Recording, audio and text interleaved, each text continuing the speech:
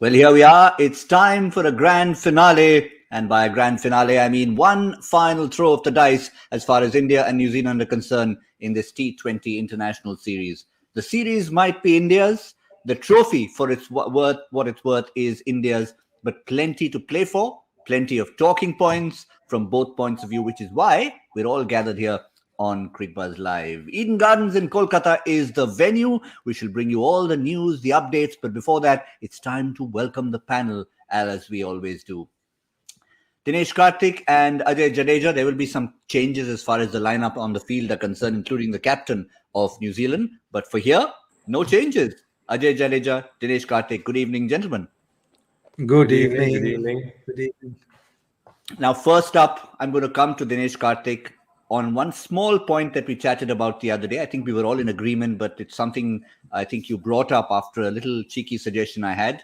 Final game, win toss, don't do what you're expected to do. Maybe due in Kolkata, everyone's saying you've got to field first. Well, India have won the toss and are batting first, DK, so I'm coming straight to you on that.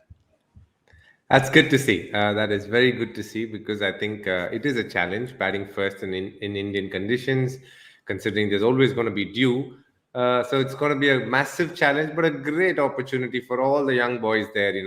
They'd be looking forward to this opportunity. There's slightly lesser pressure when you bat first. It's a different kind of pressure, though. You need to put up a big score these days. So there is a little bit of pressure. It's a great ground to bat on, and the wicket is flat. It is one of the most beautiful wickets to bat on in India. It just comes on nicely. You can play through the line, and most batsmen relish playing in that wicket. Well, one thing we know is Tim Southee won't be part of that New Zealand attack when they come on to bowl. Mitch Santner is leading the side, Ajay. So, as expected, New Zealand also not shy to do a bit of rotation, a bit of resting, a bit of player management, even if it means their captain. Yeah, it's interesting. I mean, I understand modern day cricket is very tough and people travel so much. But when I think from fans' point of view, or somebody who's bought the broadcasting rights, or people who are going to watch a game, sometimes they might feel that you didn't have Williamson who was leading. You could understand before the series it was all clear. But 2 games into a series, if the captain's also going to start resting, maybe a lot of players, a lot of people who watch the game might start looking at these games and say, okay, what is happening? Everybody's just taking it easy. Why should I give my 4 hours and watch this game? From New Zealand's cricketing point of view, yes. I mean, they give an opportunity to a young player to, get used to Indian conditions, the crowd especially. I think, Calcutta crowd can play a huge role. Somebody who comes from New Zealand who has no clue of what happens in a, stadium like this. That's an experience that somebody can gain as well. So there are 2 sides of the story. Well, let's come to the Kolkata crowd. We've all experienced it. I've grown up in that city, but I haven't actually been out there in the middle as an international player or even a domestic player, DK. Tell us what New Zealand or someone who hasn't played in a stadium like that can expect when he walks out. For a start, get used to 60,000 loud people yelling at your ears because it is one of the most vociferous crowd. It's a lovely crowd. They're very passionate towards their home team.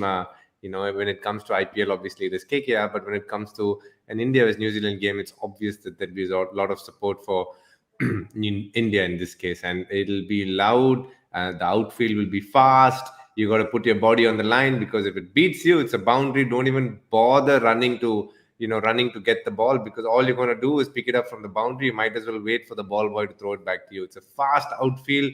It's a slightly small outfield as well, and the crowd will be loud. But they're a lovely crowd. They're not going to abuse you or do anything like that. They're a very, very knowledgeable crowd in many ways, which support their home team with a passion. Even though football is very popular in that part of the world, they love their cricket as well. They love their cricket as much as they love their Mishti Dois and Rasagullas. Stop it, DK. It's that time. It's tea time. This is when if I was there in my home city, I'd be consuming plenty of that. For now, I have to be satisfied with North Indian sweets. So I'll wait. I'll wait when my time is right. But Ajay, yes, passionate is one thing that comes to mind. Emotional is another thing that comes to mind. We won't talk about 1996 for the moment because that day it was all about emotion outpouring in a way we've never seen. Let's come to the future, the present and the future. Indian 11, a couple of changes. We were expecting one of them, and definitely Yuzvendra Chahal is something that will bring a smile to not just his fans, but to he himself. Yeah, certainly. Any individual who's been part of the Indian side for a while gets left out, and then when he comes back, I mean, it's a big moment because first time when you come into that Indian side, you don't even know actually what it is because you just get into that, playing with the team and you travel and you think, oh, that's simple. But once you go back home and you see how life changes, so even the practice changes, and he's had almost what now 6 months off out of the Indian cricket team. So when you're coming back, it is a bigger moment. I think it's just day one. I mean, from my point of view, the day one when you play for India, yes, of course, it's that biggest moment that you waited all these years. But when you come back into the side for the first time, when you've been dropped after being a certainty, I think that adds a little more pressure because now you know what actually you missed out, and that adds that pressure. But here's an opportunity for him. He's back. I wish him well, wish him luck. I think he'll get along with Rohit as well because when you look at that side and when guys are sitting around, they're always group. It's not a groupism thing, but people enjoy different kind of atmosphere during the match. Some people like it where it's all quiet and everybody's just sitting. Some people like it where there's conversation going on, you're talking about the game, or there's a laugh going on. Chal is one of them, and I think Rohit and him would probably get along house on fire, as they say. So good luck to him. Ashwin's rested. I don't know what the Ashwin side is is. rested, yes. Rahul and Ashwin. And in place of that, we have Ishan Kishan and Yuzvendra Chahal. That's the two But changes. so what DK had suggested, we should bowl first, get used to batting first, then bowl with that due. So two of your most important players who might have to do this in the World Cup, they're both not going to get that experience today. Fair enough, but it's overall as a team. I think that's what you're looking for, DK. Let's quickly get what Chahal said. Not now, but at a time when he was dropped, rested, call it what you like. I was not dropped in 4 years, and then I got dropped for such a marquee event. That was, of course, before the T20 World Cup. I felt really bad. I was down for 2 to 3 days. Then I knew the second leg of the IPL was still around the corner. Went back to my coaches, spoke to them, wife and family, constantly encouraging me. Fans kept putting out motivational posts that buoyed me. Decided to back my strengths and overcome my confusion. It's good, DK, when someone speaks his mind. It's no point trying to say that, no, it's okay. I've got dropped. It doesn't matter. It's if you feel something, come out there and say it. There's no controversy to it and come back stronger. True. I mean, now that I sit on this side of the fence, I'd rather have people speak honest truth and, make it as straightforward as possible. If you're dropped, you're disappointed. I don't think there is any harm in that. I think it's a very natural emotion to feel, to be disappointed, to be angry at times, to be frustrated. These are all the, negative sort of emotions attached to being dropped. And that's part of the journey as a cricketer, as a sportsman for that matter. In fact, for anybody, any walk of life. So I think when it comes to cricketers, obviously being dropped is the hard part of it. But it's great to see him come back. And he showed his character, the way he bowled in the second leg of IPL was like an absolute champion. For me, he is the top leg spinner in India just by the skills that he has. And, I always rate him very high because you have to remember that he's a chess player and there are always a couple of moves ahead of other normal people. And for me, that's a very special attribute that he has. And you could see with the way he thinks and the way he does bowl under pressure, he's actually sometimes ahead of the normal batsman, let's put it that way. So I really like him as a bowler. I think he's got good skills, he's got good variations, and he's a very brave bowler, and he's single-handedly one of those cricketers who's grown in stature year on in IPL. I mean, he was bought for 10 lakhs, I remember, in 2013 for RCB. Today he's obviously at a price which is very, very high and beyond what it is, what most people earn. So, that goes to show he's improved over a period of time. He's constantly showed his value as a player. And I'm sure he'll be very much in the think tank of RCB as well to be retained. So, he's a creditable player. For me, he's a top leg spinner. He's been consistent over a period of time. And he's very good bowling abroad as well. So, that is a very important attribute for us to keep in mind when India travels to play the World Cup in Australia. So, I have no doubt, to be honest, that he'll be there on that flight to Australia. I think, he'll be wanting to make amends. And also, I know Rohit trusts him a lot. And the way he uses him, we will be seeing that the relationship between Rohit and Chahal is not only strong off the field, but on the field, they have some good conversations. I remember one instance in the Nidahas Trophy when,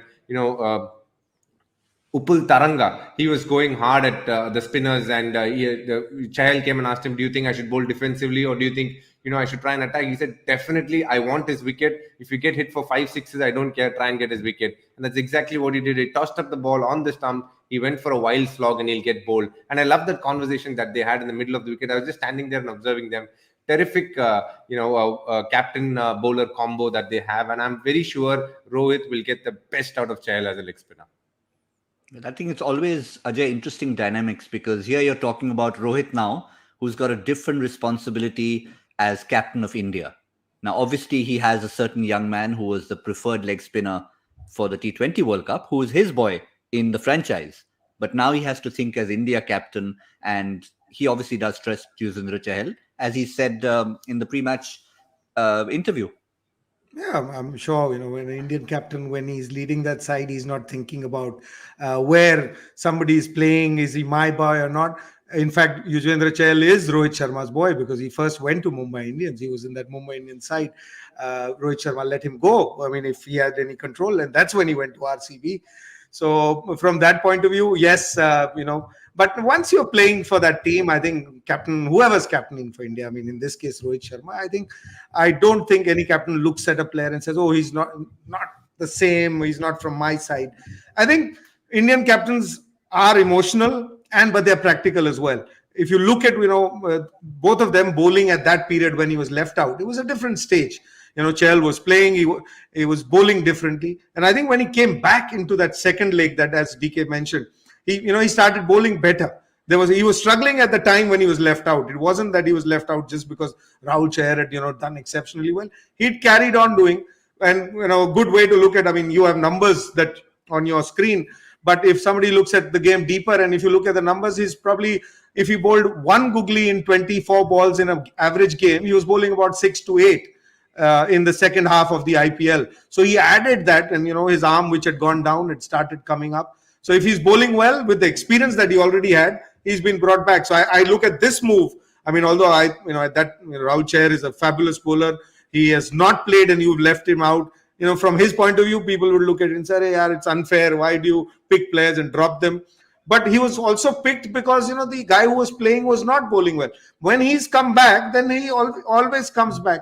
So, and he's a fighter. He said all the things about Chahal. So I think he's bowling better, and that is why he's been brought back into the side. And, that's how Indian team is. And the captains of Indian team will never look at any individual and say, "This is my boy and this is not my boy." Once you're part of that team, you are part of that team. But once you get dropped, Gautam, once you get dropped and you go home, then you are on your own, because the next guy who's come into the side is part of that team. And that's natural, and that's the only way it can be, because there's so many players who come into the side and go back. Once you're within the team, everybody knows what's happening at your home, what's happening with your family. But once you go back, you're dropped, the next guy come in, there's only that much space for people to keep family relations. The guys who are dropped are forgotten, and then they've got to carry on with their lives. Well, I love the story at the Nidihas Trophy about Yuzvendra Chahal. But let's look at the other person who's come into the side, like for like replacement at the top of the order. We assume it's like that. There are, of course, other candidates to possibly open the batting there, but we assume this is what the batting order is going to be, DK. One of the things we mentioned in our preview to this game and looking ahead to 2022 is Rohit, Rahul, settled opening pair. That's your opening. But you need to have that third opener in the squad. Is Ishan Kishan your third opener? Well, that time will tell. I think, among all the slots that's up for grabs, the toughest spot is the third opener spot.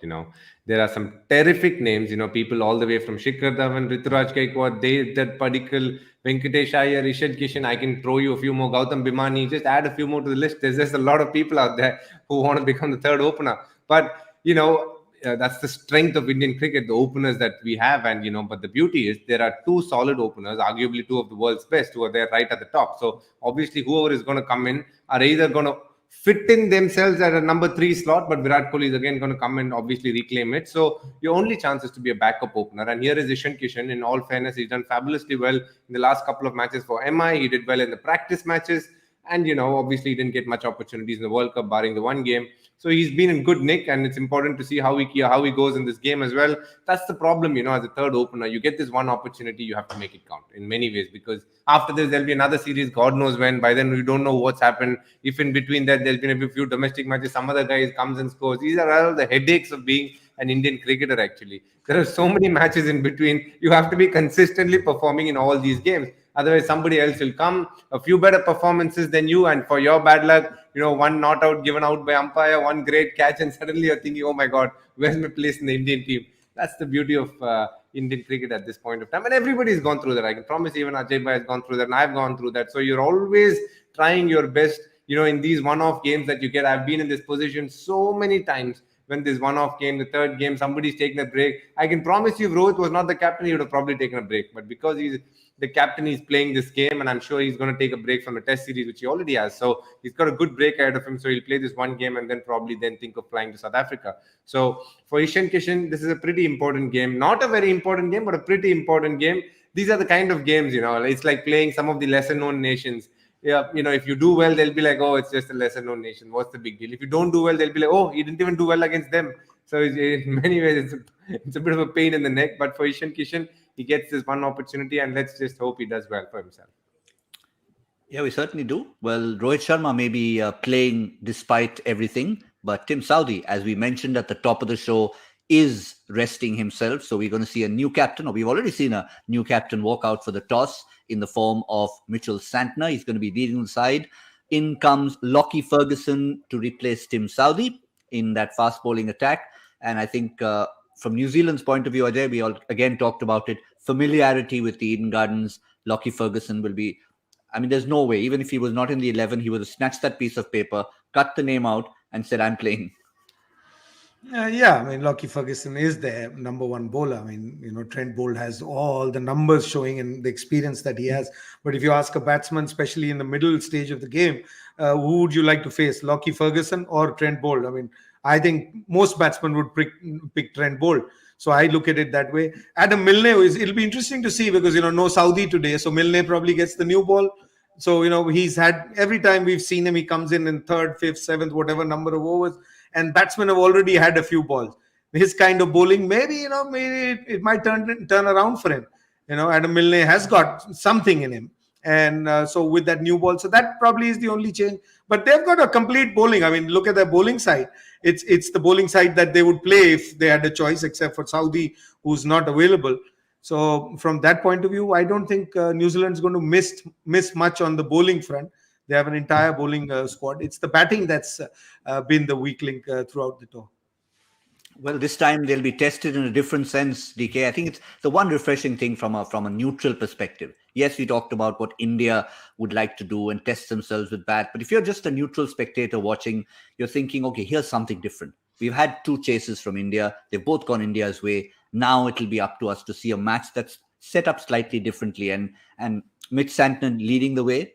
He's been pretty decent with ball in hand. This time, added responsibility of setting the field, trying to figure out when he should bowl, when does he give the ball to Adam Milne, when does he chuck it to Lockie. Those will add to his woes, won't it? Definitely. I think captaining a side is a completely different kettle of fish. And Mitchell Santner, for a long time now, Kane Williamson has been their captain. In ODI cricket and in Test cricket, it's been Tom Latham, that is the vice captain, and he captains whenever required. And in T20s, they've been Southee. It's been very straightforward. Now it's become a case where both Southee and Williamson are taking a break. So here comes Mitchell Santner, a great opportunity for him. As we said, it's a bit of a dead rubber game. But for Mitchell Santner, leading his country for the first time, I'm sure he has a few butterflies in his stomach, a few field-changing options. And if the Indians get going, he has a few more headaches then. That Eden Gardens ground can really trouble you in terms of the fields you said and make you look very silly as a captain sometimes. So obviously he's got some a tough 1.5 hours of his life coming up very soon. And hopefully his bowlers can get him a few early wickets. Then things settle down and become much easier. But Ajay, whatever his bowlers do, if they can restrict India to 140, 150, whatever the case might be, their batting is what, as you said, has looked a little bit brittle, particularly that middle order, because you have no Kane Williamson in there. Guptill's been outstanding at the top. Daryl Mitchell's been bringing a lot after that World Cup.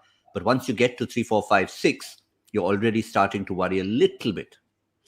Yeah, well, when you look at these numbers, it looks like you're having trouble. But even in these numbers, it tells you the total is when you collect both of them, 133 plus 23 or 86 plus whatever 70 odd. It's the total that they're not going beyond. So and it is natural that the top three will always have more numbers because they play differently unless you lose 3 wickets right at the top, which hasn't happened with them. They've had a decent starts and openers have got runs. The later middle order in the first game didn't have that much time, so that's why you see those numbers different. And it has been Ashwin actually. I think Ashwin is in both those games. I mean, if you think when in the first game when Phillips walked in, that one over that I loved watching, the last 5 balls, not the first one that he bowled, but the next 5 balls were where it actually turned around. He picked up a wicket, then Phillip came in and struggled. Then again in the next innings, they were going at a pace. Every time we get to the com box, we think, we're going to get to that total. And then Ashwin has that one over that changes the whole game. And he picks up a couple of wickets or, an important wicket at that stage. So Ashwin not being there today, Chahal will have to play that role because they've played everybody else, I think, pretty comfortably. They've looked comfortable, but especially against Ashwin, they've really felt short. And unfortunately for them, it's always been Phillip who's had 8, 10, 12 balls with him, that's at least in the second game. So Ashwin out of this thing, I think the middle order will have a different set or different numbers today. Of course, the conditions are different as well. But Ashwin not being there, I think it'll be interesting to see the second half, how India has always come back. Can they come back today again with that? And, maybe Chahal will be used differently as well. So it'll be a different game. When players change, roles change, I think the game changes. And I feel that you will miss Ashwin in a big way. Not because India's going to bowl second or not. The role that he played in those first couple of games was totally different. And I don't see any of these guys being able to do that. But TK, let's stick to the New Zealand batting. Mentally speaking, that middle order, the first 2 games, they were setting a total. Even to set a total, you try and tell yourself, okay, this is where we want to be, kind of a target. They failed on both occasions. They were looking good for 180 both times. They fell well short both times. Now, this time, they'll have no option. Whatever it is the target they have to get to if they have to possibly win the match. Will that trigger something in that middle order that it's do or die? It's not. We don't have any option. There's no bowlers to bail us out. Yeah, I mean, definitely. When you're chasing a total, the pressures are very different. You always have the scoreboard pressure, and that's kind of daunting at times. Yes, they'll have the better of the conditions as well because they will be due. There won't be so much turn on the wicket. The beauty is I haven't seen the wicket, but I'm just shooting in the dark here. I think there won't be much turn in the wicket. Normally, it doesn't have too much turn in the wicket. So they should find batting in these conditions the easiest of the 3 wickets that they have played on, the 3 grounds that they have played on. So I do think the middle order will heave a sigh of relief. But the one thing for sure is the scoreboard pressure is going to be very high in this ground because you're going to be chasing a pretty high total if India bats well. And that is the one thing that you have to deal with. The good thing is they don't have an R. Ashwin to deal with because I think they really don't know how to play him at this point of time. He's bamboozled them and, he's literally, tightening the noose every time he plays against them. So I do think they're finding it hard to play an Ashwin. But now another headache for them in the form of Mr. Yuzvendra Chahal, who's obviously comeback trail, and he'll be trying to do his best to spin them in tangles there. So it's going to be a very interesting run chase for them. But for a start, I think India needs to bat well, which I'm very confident they will be doing. Yep. And if we switch from New Zealand's middle order to India's middle order, obviously, again, not enough opportunity yet. They've been chasing both times. A little bit of a stutter in game 1, maybe lesser so in game 2. But this time around, a different kind of a setup, Ajay.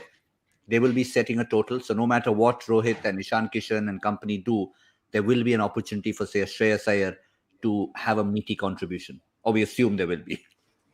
Yeah, if he gets in early, if he gets, around early, I mean, by not very early, you don't want him to come in early, but from his point of view, he'd probably have the best if he walks in at sometime over number 7, 8. Then it's, then the batsman has a couple of balls or he has, the style of play that he has. He can, get in and then start commanding the whole innings and then probably have that big contribution. If he's going to walk in at, 21 balls to go with 7 wickets in hand, there's a scoreboard pressure. There's always a pressure of the guys who are coming at the back. If the guys who are coming at the back with only so many balls left and then you cannot play your game. Then you got to go out there and extend yourself as much, because there is so much batting lying in the hut. So so it depends on when he walks in. I don't believe in this number 3, 4, 5. Yes, there are numbers. What number you come matters, but at what stage you come as well. I think for him, the ideal stage is from 8 to 9 overs. If he walks in at that stage, he looks the most comfortable. The opposition is allowing you singles. Once he gets himself set, then he can, explode and, do what he does best. But I don't think he's one of those players that can, walk in there and start exploding from day one. He can do it, but he's not best doing that. Oh, DK, you mentioned about how important this is for Ishan Kishan, whichever slot that he's trying to fill.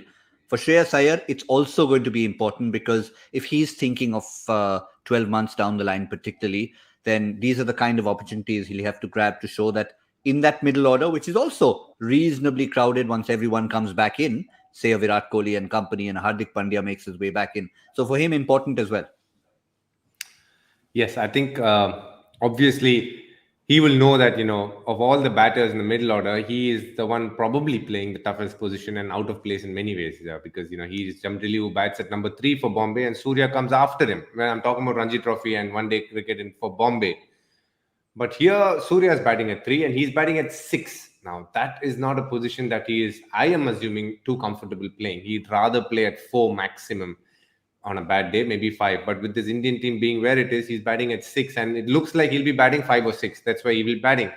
If you ask him, I'm pretty sure he'll say that he'd rather bat higher. But now he's got to adapt to the conditions given to him, to the situation, and to the kind of challenges that's thrown to him, saying that try and do the best that you can in this spot. So obviously for him, every game is a challenge, and every game is a massive experience for him. He's been around for some time, but he's obviously not got enough opportunities to display skills in the T20 format for India. So it's going to be very interesting to see how he adapts and adjusts to the challenges thrown to him in this in the forthcoming future. Because if you do see, from 2017, it's been about 4 years that he's been in and around the team, but still not exactly got the opportunity, nor has he been given the place where he likes to bat. So it's going to be very interesting to see how his career unfolds from here on. Yeah, Ajay, that injury could not have helped him at all. I mean, everything was sort of starting to settle down. Captain of the franchise, that did throw a bit of a spanner in the works. But as a sports person, you've got to deal with such things. Yeah, I mean, as sports person, one thing you live with is uncertainty, because and that's what you thrive on. You walk into a match, you don't know whether you're going to get runs or not, and that's the excitement that you keep playing. And every time you go out there, you want to score, but the excitement is there. I think 2017, the guys he was competing with were probably totally different. All of them are out. The guys who are now ahead of him, like Surya Kumar Yadav, his son had not even risen by then. Nobody was talking of Surya Kumar Yadav playing for India. So number 4 is gone because of that. Virat Kohli is what he's competing with. So number 3, 4, at the moment doesn't look that good. And that's probably the only reason, ever since he came back from that shoulder injury. One, he lost his captaincy because, Rishabh took over. He had a good run. He himself started batting up the order there. Rishabh came up the order, scored runs. Then he had a couple of great test series, one in Australia, 100, one in England. So, guys have gone ahead as well. And he has come back with the game that he had. Very good, very solid. Like I said, if he walks in at over number 7, 8, 9, that's where he's best at. But, then he's competing with Virat Kohli for a spot, or a Surya Kumar Yadav for a spot. I think he's still, he's still being backed by the selectors. People have been kind to have him still, because at number 6, you would probably look at many other people, but he's still been given an opportunity because he's a talented player. He's shown you in the past what he can do. So you try and, fit him in, but he'll have to do a lot more than what he was expected to do at the start of his career, because 4 years into it, you've come back. It's tough luck, but it's at least not sitting out, and at least he's getting an opportunity. It may be a tougher position. Sometimes players just explode from here. They get better and they find a part of their game that they'd never seen before, because they've been pushed into this corner. So I wish him luck. But, if I was the guy, I would not be probably playing him at 6 and 7. Maybe, Ishan would. I don't mind putting Ishan at that number and, in the side, even when Rahul was not resting, because he's still somebody who has that kind of game. But he's missed out because of an injury. That's something, you have to live with. Yep. Well, you never know when injuries hit you. We had an incident earlier today in the test match between Sri Lanka and West Indies. A young man, Jeremy Sorozano, making his debut as a number 3 batsman. West Indies haven't even batted, and he's already been sent to hospital with an unfortunate blow at forward short leg. The news is he's doing well, he's fine, but it's one of those things in your first test match, you've not even got a chance to bat, and you've already been hit at forward short leg. But we wish him all the best. The news is that he is recovering. But one person we really wanted a recovery from is Joy Bhattacharya. 2 half volleys in the first 2 T20 internationals. We pleaded with him to make it a little bit tougher. Has he? Let's find out. Joy factor question for today. There we go. That looks more up his street. If this cricketer played his first international match in Brisbane and his last at Birmingham the same year, how many international centuries did his father score? This is fun. Now you've got to figure out who it is. Go to Brisbane, go to Birmingham, work out that span. Then you've got to talk about the father. So that's fun and games here. Think of it. Think of the generational span and give us the answer. Hashtag Cricbuzz Live. Get your answers in. Without hashtag Cricbuzz Live, my question to Ajay Jadeja and Dinesh Karthik, the inevitable one, gentlemen, you know where we are on the show. Game about to start. In fact, game has started. India batting first. Eden Gardens, Kolkata. Let's ask the Kolkata boy. PK? 192. 192. What a match that's going to set up to be. My numbers 183 for sure. Love it. But yeah, I'd go with DK. I mean, runs probably would be 183 is enough to win your game. I mean, my score's a winning score. It'll be more than that. You expect that to be. But we'll stick to that. That's good. 183, it's permanent. 3 games, 183, it's permanent. DK has gone higher, 192. Can I go over 200 or can I be more conservative? I think I'll be a little bit conservative. Slight change in the batting order. Lockie Ferguson, maybe. Not too much lower. 177. 177. So that's where I'm sticking to, between 177, 192. That's what we have. It's Eden Gardens in Kolkata. It's the finale of this T20I series. Plenty to play for, even if the trophy may have been decided. 10th over, Cricbuzz Combox. We'll see how many they've piled on in the first 10. Until then, from Ajay Jadeja, Dinesh Karthik and myself, see you soon on Cricbuzz Live.